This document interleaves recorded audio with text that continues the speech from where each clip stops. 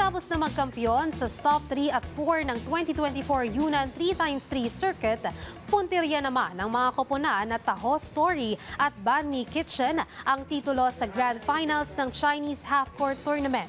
Yan ang sentro ng balita ni Daryl Oclares.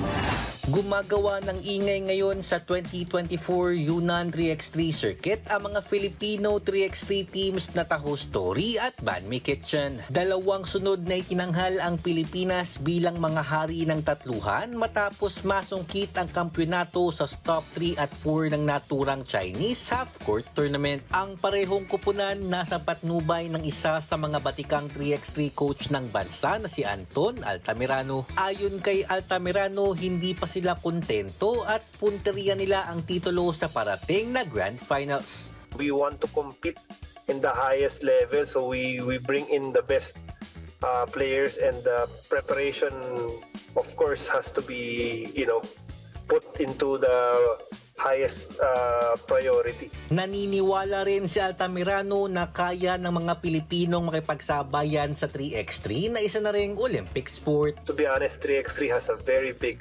opportunity for our country na makapag-Olympics Gaganapin ang Grand Finals ng 2024 Yunnan 3x3 Circuit mula November 1 hanggang 3 sa Kunming City. Daryl Oclares para sa Pambansang TV sa Bagong Pilipinas.